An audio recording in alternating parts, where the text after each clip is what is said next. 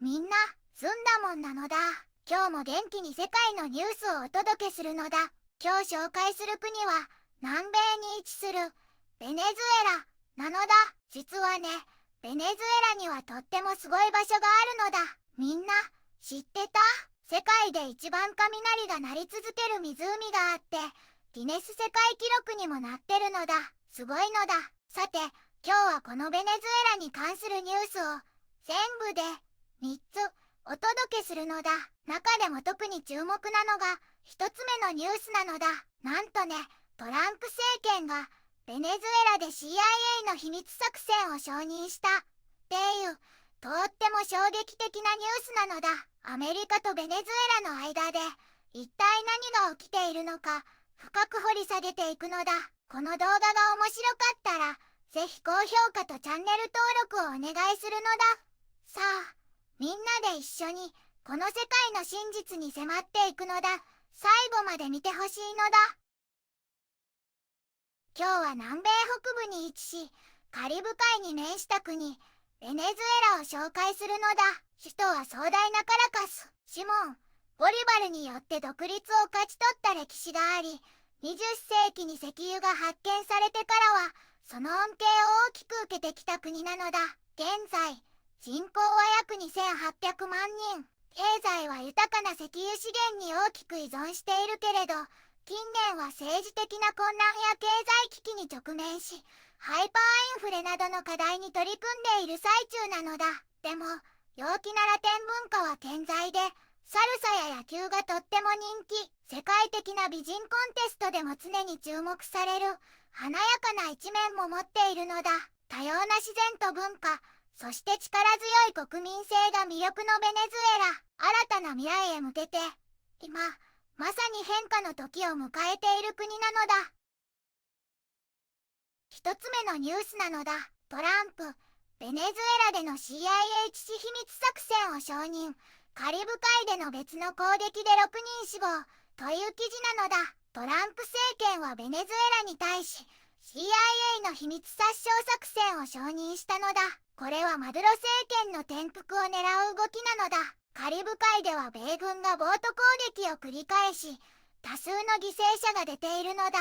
トランプ大統領は、ベネズエラが麻薬密輸や犯罪者を米国に送っていると主張しているのだ。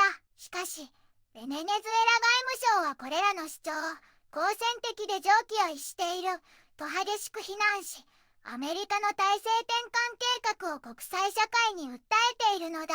実際、CIA は過去にも南米の左派政権を転覆させたり、暗殺を試みたりしてきた歴史があるのだ。現在、米軍はカリブ海での存在感を強め、マドゥロ大統領の逮捕に高額の懸賞金までかけているのだ。だけど、国連やアメリカの麻薬取締局の報告では、ベネズエラは主要な麻薬生産国や輸送国ではないとされているから、アメリカの主張には疑問符がつくのだ。これらの攻撃は、諜報機的殺害にあたる可能性も指摘されていて、カリブ海の一部の国々も、米軍の駐留要請を拒否したり、懸念を示したりしているのだ。地域全体の緊張が高まっているのだ。二つ目のニュースなのだ。国際機関と活動家、極右マチャドシエのノーベル平和賞授与拒否という記事なのだ。済んだもんなのだ。ラテンアメリカのたくさんの社会運動や政治リーダーたちが、ベネズエラの極右指導者、マリア・コリーナ・マチャド氏への2025年ノーベル平和賞授与に反対しているのだ。マチャド氏は外国の軍事介入を呼びかけたり、米国主導の経済制裁を支持したり、過去にクーデターに関わったりした経歴があるからなのだ。アルゼンチンの団体は深い困惑を表明し、ドミニカの団体は平和賞が西側の介入の道具になっていると批判したのだ。キューバやホンジュラスの元大統領もノーベル委員会が想像を超えた政治家をしていると非難しているのだ。ベネズエラ国内でも批判が強く、マドゥーロ大統領は彼女を悪魔的と呼び、ベネズエラ国民の9割以上が外国介入に反対しているのだ。政府はノルウェーとオーストラリアの大使館を閉鎖したのだ。マチャド氏は賞をトランプ元アメリカ大統領に捧げ、イスラエルとの連携も強めているのだ。このような人物への平和賞は、平和の象徴、現代の植民地主義の道具に変えてしまう、と多くの人々が警鐘を鳴らしているのだ。この状況は、カリブ海での米軍の大規模な展開と相まって、とても心配なのだ。3つ目のニュースなのだ。中国、ロシア、安保理でベネズエラへの米軍もと脅威を非難、という記事なのだ。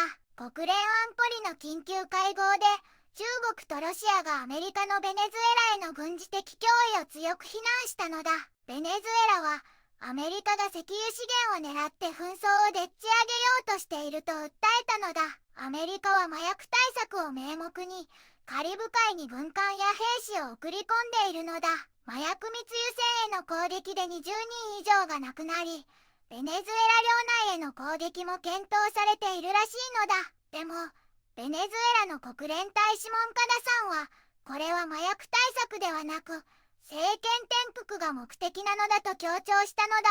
ロシアのネベンジャ大使は、アメリカの行動は国際法違反で、地域全体に影響を与えかねない、取り返しのつかない間違い、だと警告したのだ。中国の伝佐都市大使も、一方的で過度な行動を非難し、平和と安定を求めたのだ。アメリカのケリー大使は、自国の麻薬流入を防ぐためだと反論し、マドゥロ政権を不法だと主張したのだ。でも、アメリカ麻薬取締局 DEA や国連薬物犯罪事務所 UNODC の報告によると、ベネズエラは麻薬生産国ではなく、世界の麻薬の流れへの関与もごくわずかなのだ。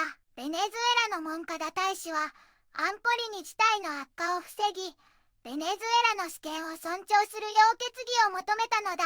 ベネズエラは対話を望みつつも、大規模な防衛演習で自国を守る構えなのだ。ベネズエラは多様な魅力を持つ国なのに、今、大国の思惑や経済危機、そして外部からの介入でとても厳しい状況なのだ。平和と主権が脅かされ、国際社会でも多くの議論が交わされているのだ。ベネズエラの人々が自分たちの力で平和な未来を築けるよう、心から願うのだ。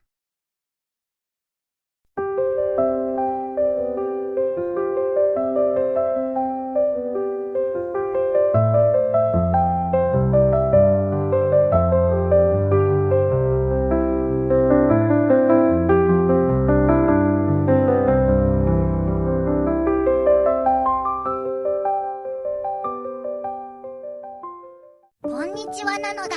この番組では世界のあまり知られていない国や地域からちょっと不思議でちょっと感動するニュースをお届けするのだ。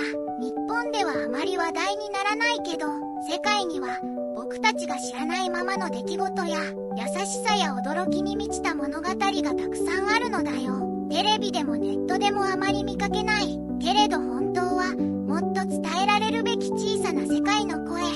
そんな声を僕と一緒に見つけに行くのだ。さあ、一緒に知られざる世界の旅を始めるのだ。